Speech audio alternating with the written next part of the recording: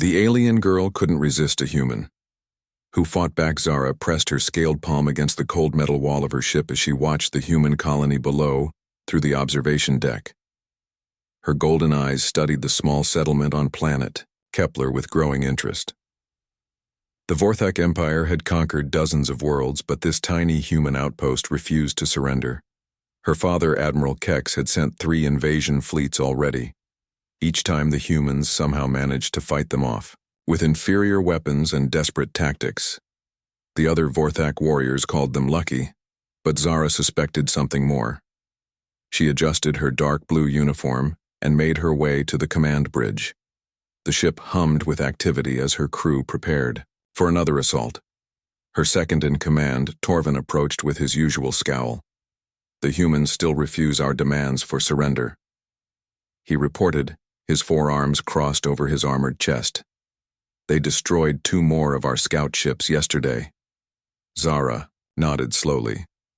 "How many humans remain in the colony? Intelligence reports say fewer than 2,000, Torvin replied. "Most are civilians with only a small military force. Such a small number. Yet they continue to resist," Zara mused. She had studied human behavior for months, trying to understand their stubborn nature. Other species surrendered when faced with overwhelming odds, but humans seemed to fight harder when cornered. "Shall we begin the final assault?" Commander Torvin asked. "Not yet," Zara said. "I want to observe them more closely. Prepare a stealth pod." Torvin looked confused. "Commander, that seems unnecessary. We could simply destroy them from orbit." Zara turned to face him with a sharp look, questioning my orders. "Torvin?" "No, Commander," he replied, quickly, but his tone suggested disagreement. Zara piloted the small stealth craft down to the planet's surface herself. She landed in a forest several miles from the human settlement and activated her personal cloaking device. The technology made her nearly invisible as she approached the colony perimeter. The humans had built impressive defensive positions considering their limited resources. Trenches and barricades surrounded the settlement, while guard towers provided overwatch. Zara noticed how efficiently they moved despite their obvious exhaustion. She observed their patrol patterns for hours, waiting for the right moment to get closer. As darkness fell, she slipped past their outer defenses and into the colony itself. The sight surprised. Her human families continued their daily routines.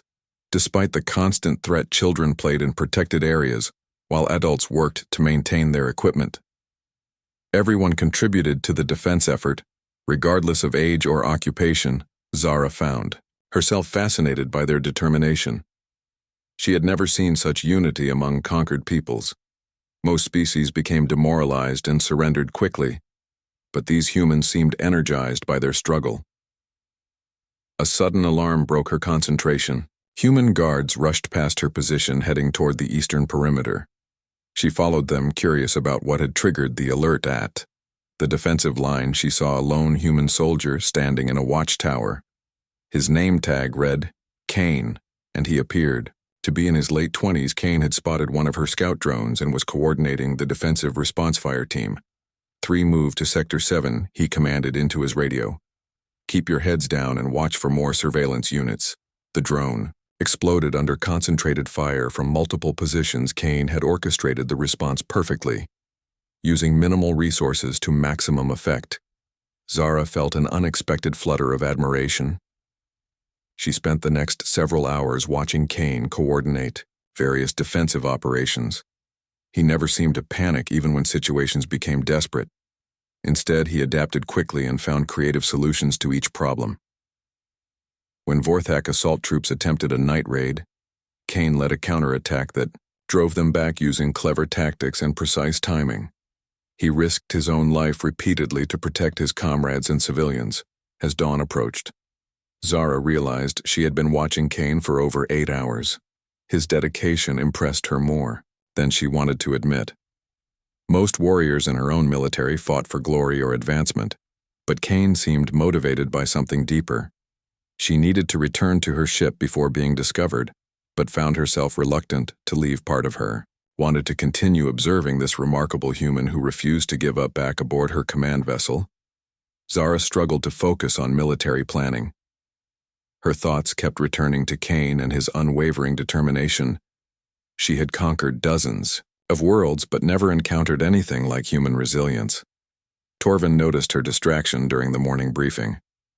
"Commander, you seem troubled by something," he observed. Zara straightened in her command chair. "The humans interest me," she admitted. "They fight differently than other species. They are primitives with outdated weapons," Torvin replied dismissively. "We should end this quickly." "Perhaps," Zara said, but she felt uncertain about the mission for the first time.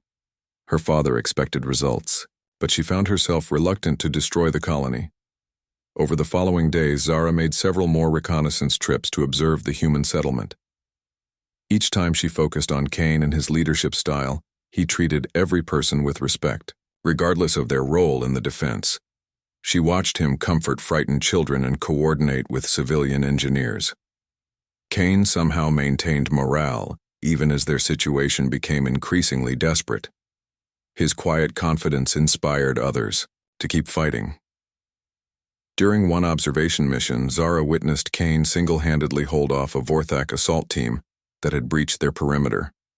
He fought with primitive kinetic weapons, but used superior tactics to neutralize threats 3 times his size.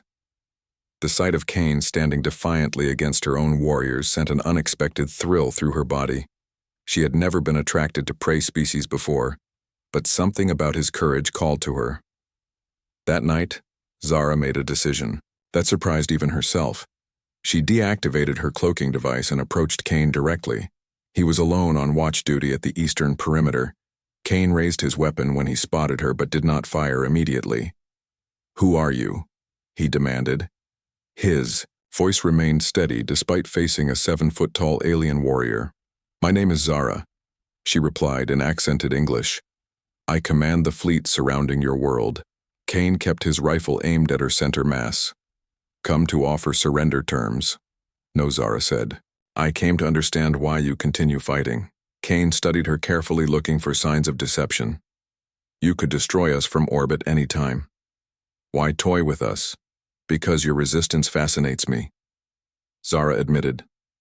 "Other species surrender when faced with impossible odds, but humans fight harder." Kane lowered his weapon slightly. "That because we protect what matters to us." "What matters enough to die for?" Zara asked, genuinely curious. Kane gestured toward the sleeping colony behind him. "Our families, our freedom, our right to choose our own path." Zara felt something stir inside her chest that she did not recognize. The concept of fighting for others rather than personal glory was alien to her own culture. Yet Kane spoke with absolute conviction. "We'll all die if this continues," Zara pointed out. "My father grows impatient with this prolonged campaign. Then we die free." Kane replied without hesitation. "Better than living as slaves." His words hit Zara like a physical blow. She had spent her entire life conquering others in the name of the Empire, but never questioned whether those people wanted to be conquered. Over the following weeks, Zara continued meeting with Kane during his night watches. They talked about philosophy, warfare, and their different cultures. Kane shared stories about human history and their struggles for freedom. Zara found herself drawn to his unwavering principles and moral courage. He never tried to convert her to his beliefs but simply lived by them consistently. She began to understand why humans fought so fiercely for their independence. Kane also seemed affected by their conversations. He asked thoughtful questions about Vorthak society and expressed sympathy for those trapped in its rigid hierarchy. Zara realized he saw her as an individual rather than just an enemy. Their relationship complicated everything Zara had been trained for. Her mission was to conquer the colony, but her growing feelings for Kane made that increasingly difficult. She began delaying the final assault using various excuses. Torvin eventually confronted her about the delays. "Commander, your father demands results," he warned. "The other fleet commanders question your leadership. I need more intelligence." Zara replied weakly. "The humans may have hidden defenses." Torvin looked skeptical. "Permission to speak freely." "Commander granted. You have been different since beginning these reconnaissance missions. Some crew members whisper that you sympathize with the humans." Zara felt a flash of anger but recognized the truth in his words. She was changing and Kane was the cause. Her feelings for him conflicted with everything she had been taught about duty and honor. That night she met Kane again at their usual location, but her mood was darker. "I cannot delay much longer," she told him. "My superiors grow suspicious." Kane nodded grimly. "We known this day would come," he said quietly. "But I grateful for the time we had." His acceptance made her decision even harder. Zara had developed genuine feelings for this human warrior who refused to surrender. She admired his courage, his principles, and his dedication to protecting others. "Come with me," she said suddenly. The words surprised them both. Kane stared at her. "What leave?" "With me tonight." Zara continued. "I can get you off planet before the final assault." Kane shook his head slowly. "I cannot abandon my people. They will die anyway," Zara pleaded. "At least you could live." Kane stepped closer to her and,